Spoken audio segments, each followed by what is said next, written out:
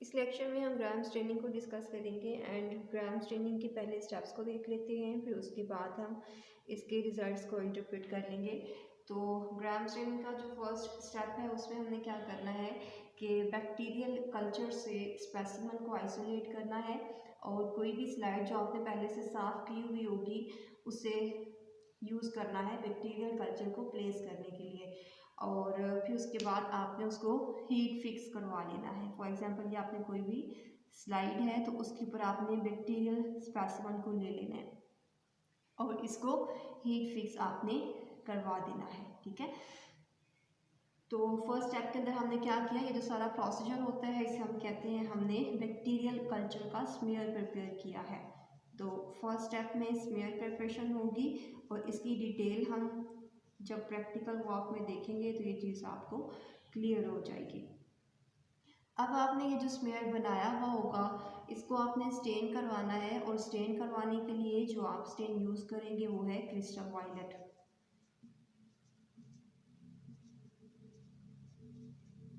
Crystal violet کو آپ نے 30 سیکنڈ سے لے کے 1 منٹ تک جو آپ نے اسمیئر بنایا ہوا ہوگا اس کے اوپر پلیس کروانا ہے، ٹھیک ہے۔ 30 سیکنڈ سے 1 منٹ تک آپ نے اس کرسٹل وائلٹ کو اسمیئر کے اوپر پلیس کروا دیا، اور 1 منٹ جب آپ نوٹ کر لیں گے ہو کیا ہے تو اس کے بعد آپ نے پھر کیا کرنا ہے کہ ڈراپر کے تھرو اس کے اوپر، یا پھر ایک سلائڈ سے آپ نے ٹیپ اوپن کرنی ہے، یا ڈراپر کے تھرو آپ تھوڑا سا واٹر ڈالیں گے جہاں پہ آپ نے اسٹین ڈالا ہوا ہوگا، اور اس اسٹین کو آپ نے رنس کروا دینا ہے ڈسٹل واٹر سے 2 سیکنڈس کے لیے۔ So rinse in distilled water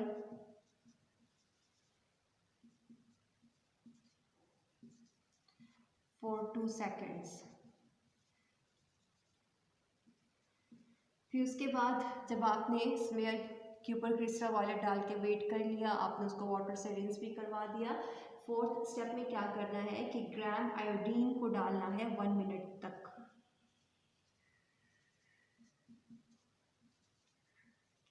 gram iodine کو ڈالا کتنے ٹائم تک؟ 1 منٹ تک۔ اس کے بعد پھر آپ نے 1 منٹ تک ویٹ کرنا ہے، اور 1 منٹ تک ویٹ کرنے کے بعد اگین آپ نے رنس کروا دینا ہے اسے ڈسٹلڈ واٹر سے، ٹھیک ہے۔ جب آپ 1 منٹ تک ویٹ کرنے کے بعد واٹر سے رنس کروا دیں گے، اسے کلین کروا دیں گے، تو اس کے بعد آپ نے اس کو واش کرنا ہے 95% ایتھنول سے،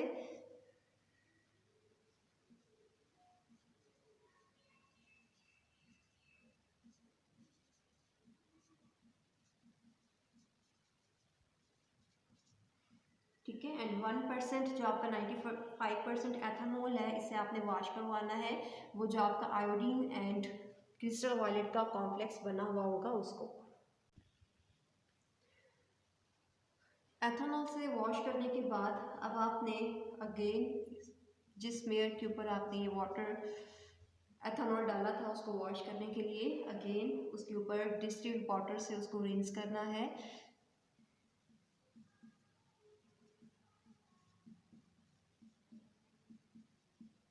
ٹھیک ہے۔ اور رنس کرنے کے بعد پھر آپ نے ایک سیکنڈری اسٹرین ڈالنا ہے، اور سیکنڈری اسٹرین کون سا ہوگا؟ سفرانی۔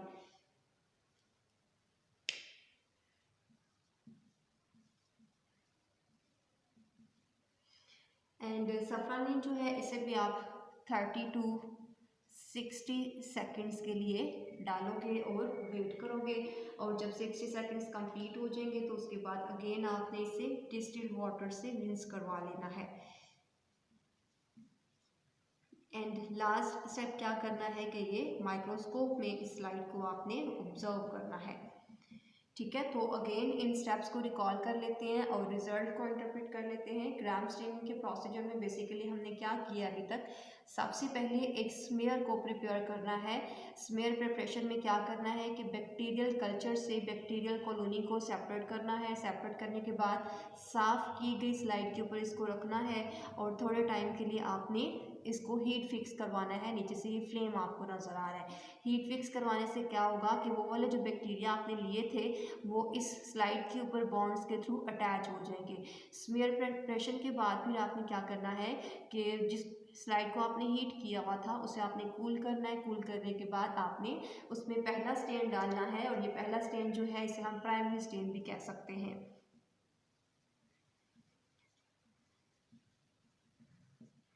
एंड प्राइमरी स्टेन का नेम क्या है? Crystal violet. और ये कितने टाइम के लिए डाला? 30 सेकेंड से 1 मिनट तक।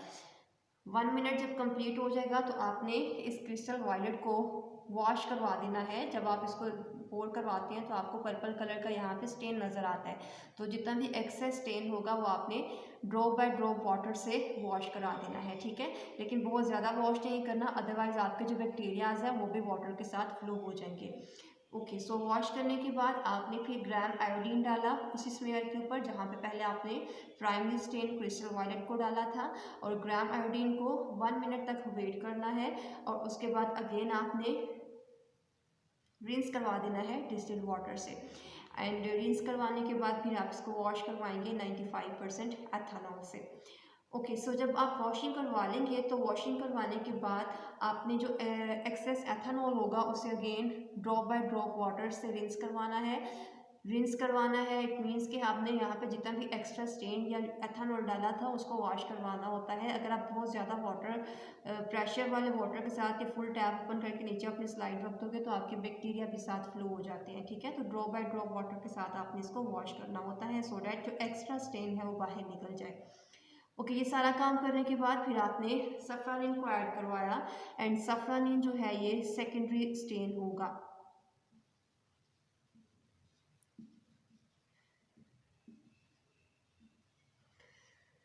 सफ्रानिन को डालने के बाद 30 to 60 सेकेंड्स तक वेट करना है, और इसको भी रिंस करवा देना है वाटर के साथ। और फिर आपने माइक्रोस्कोप के नीचे रिजल्ट को देखना है। जब आप माइक्रोस्कोप के नीचे रिजल्ट को देखते हैं तो रिजल्ट आपके पास 2 टाइप्स के आते हैं।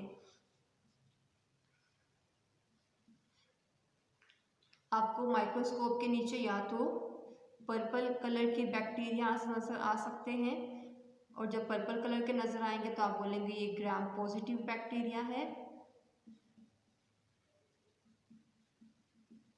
और अगर आपको पिंक कलर के बैक्टीरियाज नजर आएंगे तो आप बोलेंगे ये ग्राम नेगेटिव बैक्टीरियाज हैं। तो पर्पल कलर के जो बैक्टीरियाज हैं उनका ये कलर क्यों आता है, पिंक कलर के बैक्टीरियाज का ये कलर क्यों आता है ग्राम नेगेटिव का, इसके रिजल्ट को इंटरप्रेट कर लेते हैं। लेकिन रिजल्ट को इंटरप्रेट करने से पहले अगर आपने स्ट्रक्चर नहीं देखा हुआ सेल वॉल का gram positive and gram negative bacteria का, तो पहले वो देख लें, बिकॉज हमने रिजल्ट को उसी के अकॉर्डिंग इंटरप्रेट करना है। एंड रिजल्ट्स को इंटरप्रेट करने के लिए हम अगेन वही gram positive and gram negative bacterias की सेल वॉल्स को ड्रॉ कर लेते हैं।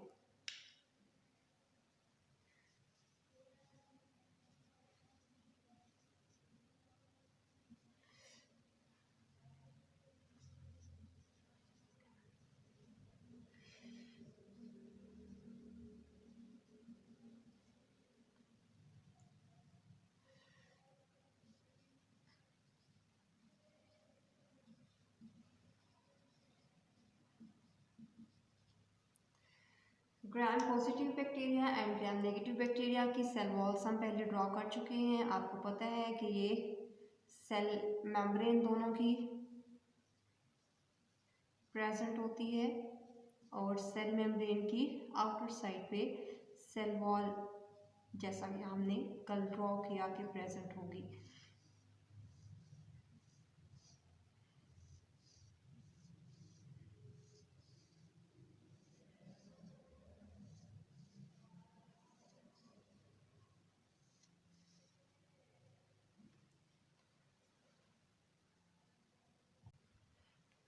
इसी तरह से ग्राम नेगेटिव बैक्टीरिया की सेल मेम्ब्रेन को भी हम ड्रॉ कर लेते हैं।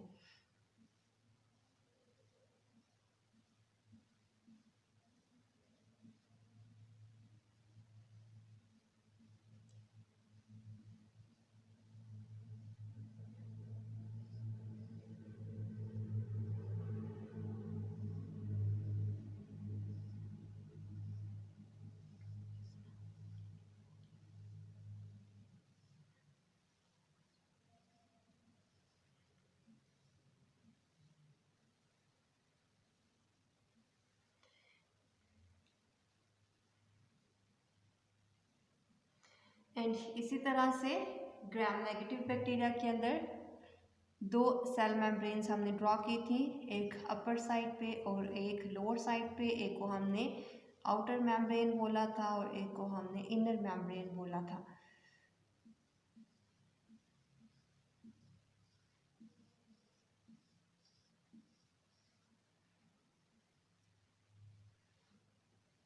ठीक है, इसी तरह से आपने ये दोनों मेम्ब्रेन्स को ड्रॉ कर लिया। एंड आपको ये भी पता है कि ग्राम नेगेटिव बैक्टीरिया के अंदर जो सेल वॉल है, सेल वॉल की जस्ट 2 to 3 पेप्टाइडोग्लाइकन की लेयर्स प्रेजेंट थी एंड अप टू 60 लेयर्स यहाँ पे पेप्टाइडोग्लाइकन की ग्राम पॉजिटिव के अंदर प्रेजेंट थी। एंड ग्राम नेगेटिव की आउटर साइड पे जो मेम्ब्रेन थी, इस मेम्ब्रेन के अंदर आपने ये भी पढ़ा था कि इसके अंदर लिपोपॉलीसेकेराइड्स प्रेजेंट होती हैं। तो जब हम फर्स्ट वाला जो हमारा प्राइमरी स्टेन होता है, जिसे हमने क्रिस्टल वायलेट बोला था, जब हम उसको पोर करवाते हैं तो ये पेप्टाइडोग्लाइकन की लेयर्स के दरमियान इस तरह से आके एंड ट्रैप हो जाता है। ग्राम पॉजिटिव की लेयर्स बिकॉज ज़्यादा है तो उसमें वो ज़्यादा दूर तक पेनिट्रेट करता है। वाइल ग्राम नेगेटिव में जब आप क्रिस्टल वायलेट को पोर करवाते हो तो यहाँ पे कुछ लेयर्स में ये क्रिस्टल वायलेट जो है ये आ जाता है। जब हमने इसे वॉश करवाया था अल्कोहल से, तो अल्कोहल से वॉश करवाने से पहले हमने इसमें आयोडीन को भी ऐड करवाया था। और वो आयोडीन क्या करती है कि वो आयोडीन एंड क्रिस्टल वायलेट के ये जो स्टेन है ये एक दूसरे से एडहेयर हो जाते हैं, बिकॉज आयोडीन के ऊपर पॉजिटिव चार्ज होता है और क्रिस्टल वायलेट के ऊपर नेगेटिव चार्ज होता है। फॉर एग्जांपल मैं यहाँ पे ये ब्लू कलर के जो ड्रॉ कर रही हूँ ये आयोडीन के मॉलिक्यूल हैं। ठीक है, तो जितने भी क्रिस्टल वायलेट के स्टेन्स जो पहले आपने मॉलिक्यूल्स ऐड करवाए थे उनके साथ जाके आयोडीन इस तरह से एडहेयर हो जाती है और एक बड़े साइज का मॉलिक्यूल बना देती है, बिकॉज आयोडीन के ऊपर पॉजिटिव चार्ज होता है